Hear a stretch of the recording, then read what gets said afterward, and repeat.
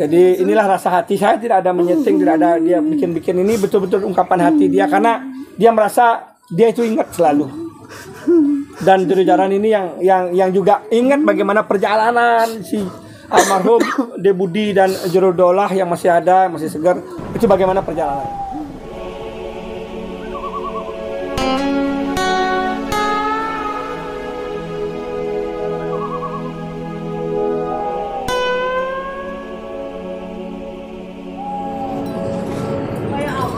Om Swastiastu, Nama Sunama Sidam Swastiastu, niki sami semeton nyaman di tiangnya. Nah, hari ini saya ingin bercerita. Mohon maaf ini ampura buat keluarga yang berduka, nyaman tiangnya masih almarhum Gede Budi Adnyana. Budi Harsana almarhum itu. Nah, saya ingin mengupas cerita tentang kisahnya almarhum De Budi yang datang ke Denpasar, karena saya tahu persis De Budi ini bersama dengan Jero Jaran. Nah, ini dulu di Korlap Jero Jaran di organisasi yang lama. Kadek Jaran dulu. Oh, serius Kadek Jaran, belum Jero Jaran. Kadek Jaran masih sebelum jadi Jero. Namanya Kadek Jaran karena kenapa sebut Kadek Jaran? Karena semangatnya luar biasa kayak Jaran. Nah, ini Jero Jaran. Dialah yang pertama ngajak yang saya tahu.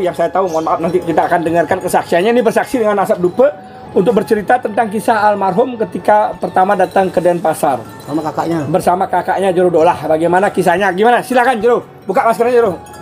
Ya, dulu saya kenal Budi sama kakaknya di Kute itu, waktu dia masih kos di Mataram. Dia masih kerja di supermarket. Saya tanya saya sedang latihan di gym, dia kesana. Hei, lu juga dari mana? Singaraja. Hei, saya bilang, sabut uban dulu saya. Saksi, sabut uban dulu. Oh, Bang Ucup uban. Mau besar? Ya, saya mau besar seperti Jero Jaran, Pak Kadek Jaran itu. Kalau latihan kamu harus bisa cari kerja. Waktu tiap hari datang habis dia nyapu di supermarket, datang sana saya ajari dia pelan-pelan. Saya masih banyak punya uang gitu. Saya kasih protein dia, susu amino. Ngasih di bos. Butuh akhirnya dia besar keduanya itu. Besar, dia ikut maunya. Saya ikut naskar itu. Berani mati itu. Aneh, benar pasrah dia ngomong gitu. Ajak dia ikut saya kemana ikut, ada rapat ikut dia. Waktu saya cari kerja di hotel dulu di Popis, kerja saya cari. Waktu sudah besar badannya, ikut saya kemana dia ikut saya. Habis itu dia kerja di Budi dulu. Kerja gini dia cara game tuh dah. Ikut di Mataram, ada masalah dia dikeroyok sama orang Kerasan. Ada di Budi keroyok sarang masuk sana. Ngajeng nama saya cari orangnya, semua bubar. Oh, itu namanya Jero Jaran. Saya datang, saya damaikan, buat dia ikut saya, lama-lama dia kerja di Budi, kerja mana dia dulu. Pertama dia kerja di DJ, ikut kakaknya, butuh saya berhenti kerja, saya kerja kan, butuh saya jadi Jero langsung. Jadi Jero, semua nak buat lari ya, karena dia bertanggung jawab ya. Ya udah pindah lah, Pindah. Akhirnya sudah setelah Jero menjadi Jero, sudah mulai meninggalkan dunia ormas gitu ya. Banyak yang akhirnya sudah pergi karena Jero sudah aktif di ngayah di pura, lebih banyak aktivitas di pura-pura, ngayah spiritual. Akhirnya anggota Nyame yang ikut dulu sama Jero udah tinggalkan. Karena saya tahu dulu anggotanya banyak sekali. Banyak orang yang dilahirkan dari wadahnya Jero Jaran ini.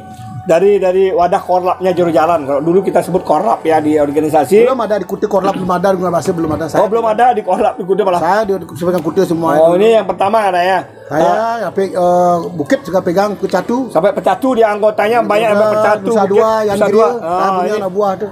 Yang ikut sama Jero. Yang Gria tuh, saya punya anak buah. Jero Jaran. Jadi itu kiprahnya kalau dunia ormas dulu. Tahulah Jero Jaran ini termasuk ikut mendirikan. Nah, ikut di awal-awal pertama. Dan tadi sedikit kisahnya tentang almarhum De Budi. Kenapa saya ingin bercerita? Karena saya tahu persis dia sering waktu almarhum meninggal dia kirim foto waktu masih muda sama kakaknya ya. Ada foto masih muda sama kakaknya. Saya akan tampilkan foto masih muda sama kakaknya dia, De Budi. Terus Jero ketika sebelum meninggal katanya Jero tadi sempat belanja ya? Belanja beli jeruk dia. besok dari Iro sama istrinya bawa orang sebenarnya. Jero. Kau belum berapa hari sebelum meninggal dapat nyapa Jero? 2 hari. 2 hari sebelum. 2 hari sebelum meninggal masih dan selalu ingat orang itu ya. Iya, ingat. Memberikan lebih apa belanja. 50 dikasih beli 2 kilo. Susu ambil itu dia. Ya makasih di. Nah, mau kemana? Pulang dulu. Nanti kasih rezeki tak kasih gitu. Kakaknya juga sana beli. Dola juga kasih uang 100 lebih ambil gitu dia. Berarti Karena selalu tahu, ingat orangnya. Ya kebaikan saya tahu dia bilang gitu Mas ya. Saya nggak akan lupa sama Jero. Nah, saya jadi gini jadian Jero. Saya memimpin dia harus berbaik, hargai orang lain gitu. Jangan sok-sok itu. Saya ini besar semua saya tahu karena apa? Saya pada sok. Biar dia badan kecil orang saya tetap hormat. Maka semua bukan saya masalah takut, bukan itu. Saya hargai orang itu semua. Maka saya semua tahu dia hanya semua Jero jalan. Semua ada salam semua gitu Mas. Ya itu kisahnya. Dan memang waktu Center meninggal pertama juga saya dapat informasi di medsos. Oh itu anaknya Jero, anak buahnya Jero jalan, padahal polisi pun dapat saya. Oh nelpon. Polisi dari Polda. Jero, gimana ada penyerangan tuh? Saya nggak tahu apa Pak. Saya masih sakit nih, saya nggak tahu.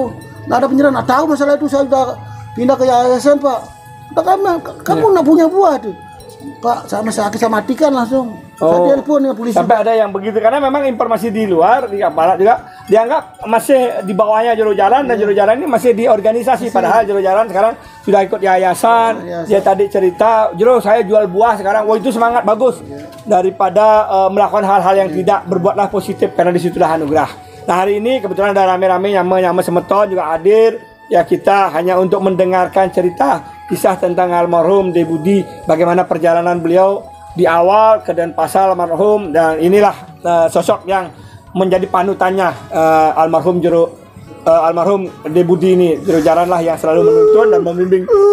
Ada dia meninggal. Saya lihat sakit, saya lihat semua keluarga saya nangis, istri saya, anak saya. Saya latih.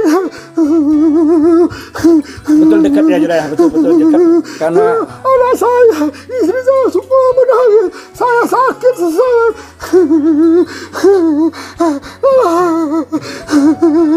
ya ini kedekatan almarhum ini tidak bikin-bikin ya, saya tidak ada ngatur bikin-bikin. Apa lihat mayatnya dicacat.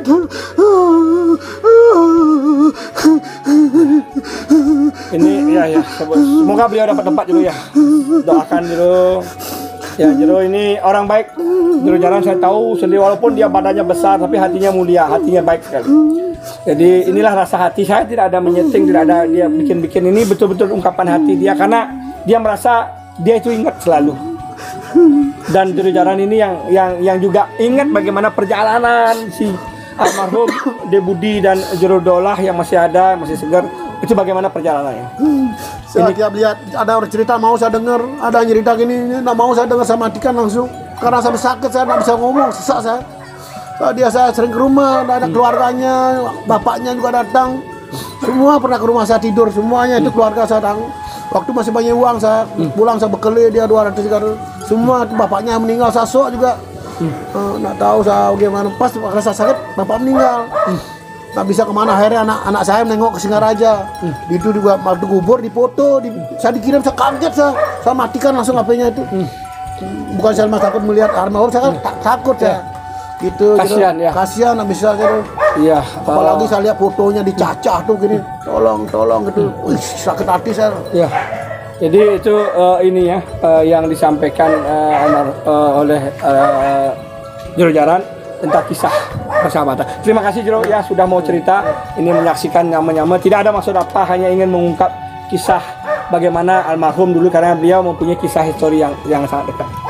Itu yang bisa saya sampaikan. Terima kasih. Tetap selalu menonton di channel YouTube Ismaya Jaya.